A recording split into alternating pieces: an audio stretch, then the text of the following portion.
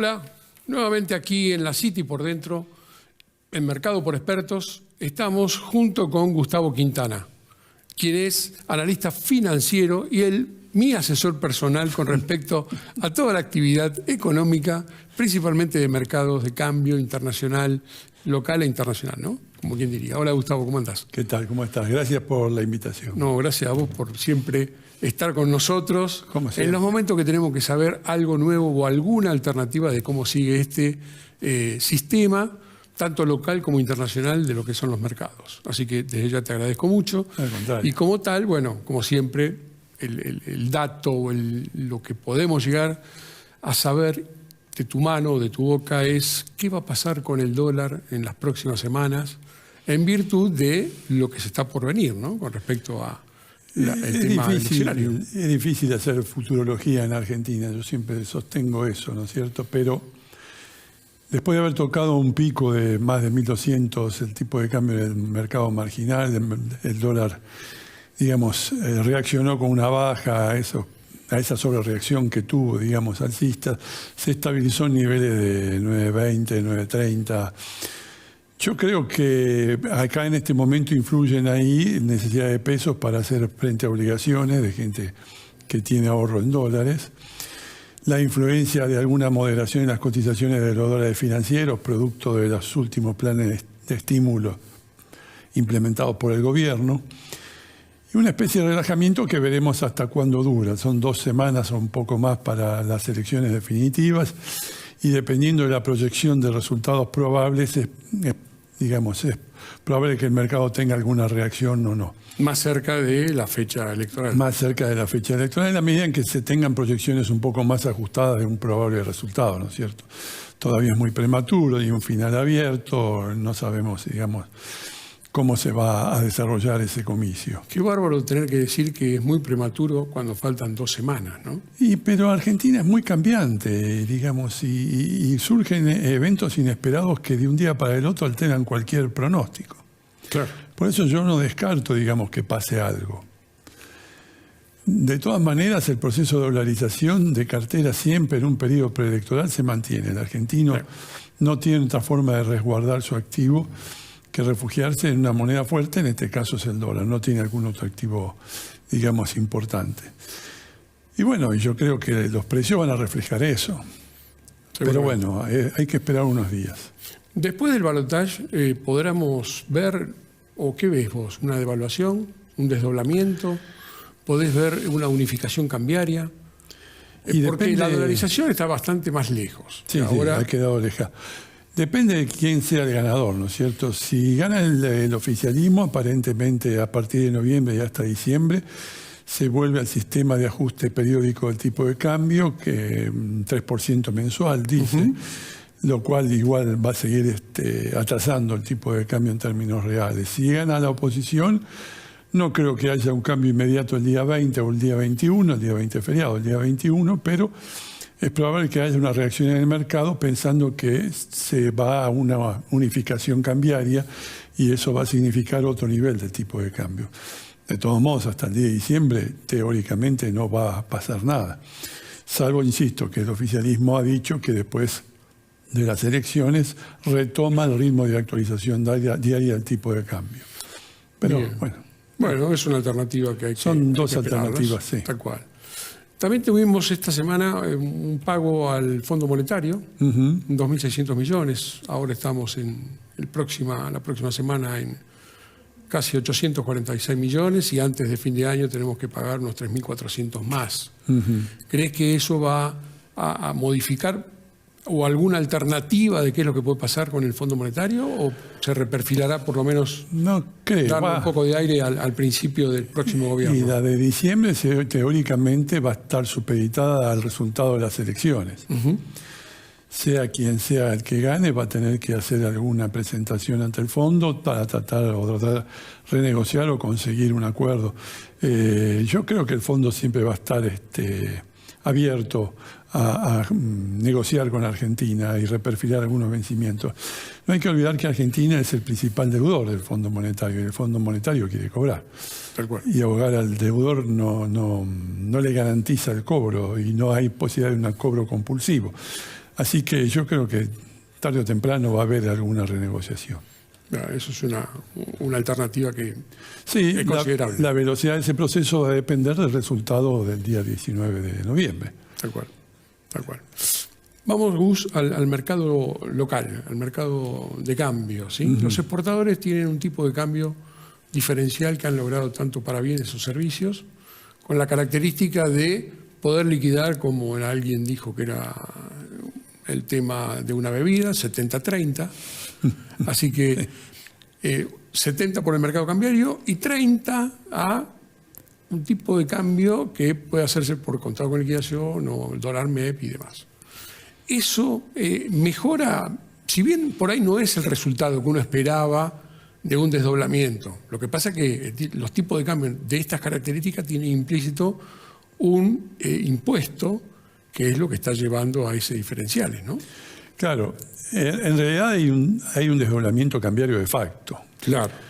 Cuando las autoridades permiten que los ingresos de exportación se negocien un porcentaje por el mercado oficial y otro porcentaje por un canal alternativo, mejorando sustancialmente el tipo de cambio, de mejora de casi 45%, depende del activo que se tome para negociar el 30% que va por los dólares financieros.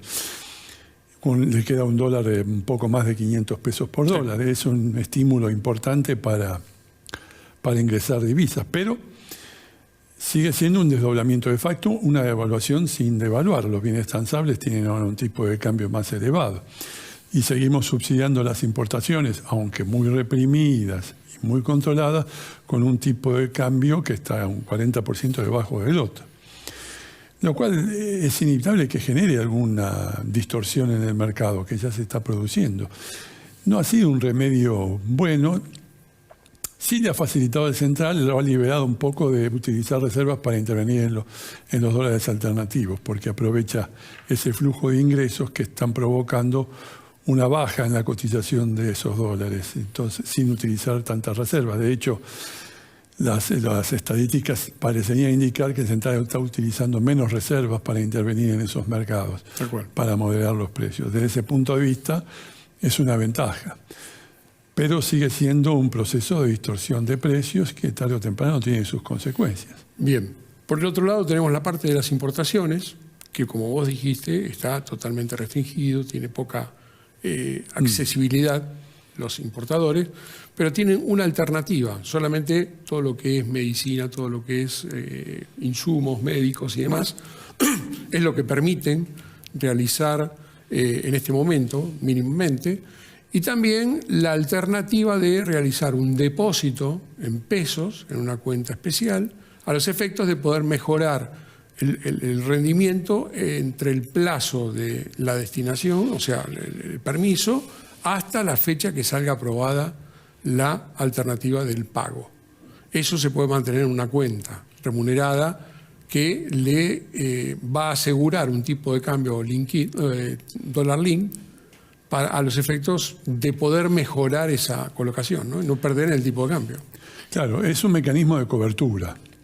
Correcto. Que tiene el importador y se asegura que por lo menos ese depósito se actualiza en función de lo que varía el tipo de cambio oficial. Mientras el tipo de cambio oficial no se actualice como ahora, digamos, no tiene mucho sentido. En la medida que después de las elecciones la promesa de actualizar el tipo de cambio le genera un beneficio en el sentido que tiene cierta cobertura, cierto seguro de cambio. De todos modos, hay otras alternativas que me parece, porque no hay que olvidarse que en este caso el importador queda con los fondos indisponibles porque los tiene que depositar en la cuenta. Y no tiene más rendimiento que la actualización del tipo de cambio oficial, que si es muy baja, la actualización es muy baja también. Y por ahí tiene otras alternativas, colocarse en tasa pesos, bueno, depende de cada uno, tomar cobertura en los mercados de futuros, que no necesariamente implican disponer de fondos. Sí, lo puede hacer vía garantías y demás, ¿no? Sí, pero no es ponerlo el 100% de... No, exacto. O sea, que hay varias alternativas. No le sacan disponibilidad. No le sacan disponibilidad, hay varias alternativas, pero es una más. Lo ideal sería que eso funcionara más regularmente, que el flujo de autorizaciones se fuera normalizando, porque todo eso impacta en el nivel de actividad, ¿no es cierto? Claro, y eso en este momento no es nada como una variante que en el corto plazo pueda estar surgiendo en este momento. Da la sensación que no, pero en el largo plazo y en el mediano plazo te genera más inconvenientes porque muchas exportaciones requieren de insumos que son importados.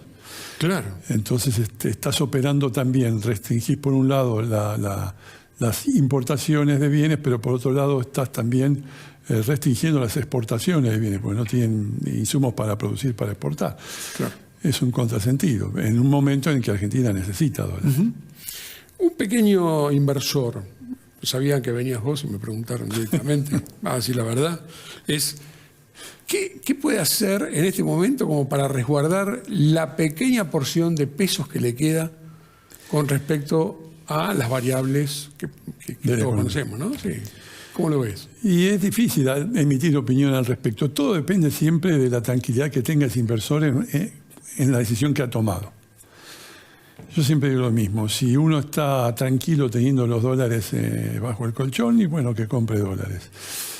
Si necesita una alternativa de inversión un poco más riesgosa, pero más que tenga otro rendimiento, puede colocarse a tasa, comprar acciones, invertir en fondos, es decir, hay alternativas, hay un abanico de alternativas, pero frente a un proceso inflacionario como el actual, digamos, no hay garantía de que quede resguardado absolutamente el capital que tiene. Pero hay que evaluar cada alternativa y elegir en función de la tranquilidad que le genere a uno eso. Sí, el tema es cómo querés dormir, ¿no? Si querés dormir toda la noche de un solo tirón. Exactamente. O te jugás a dormir con un ojo cerrado nada más. Exactamente. Como alternativa. Lógicamente eso es las distintas decisiones que uno puede tomar. Claro, y es lo que debe primar, es decir, el grado de satisfacción que tiene uno, el grado de confianza y la tranquilidad que le da Tal cual. tomar ese tipo de cobertura. ¿Tema de inflación?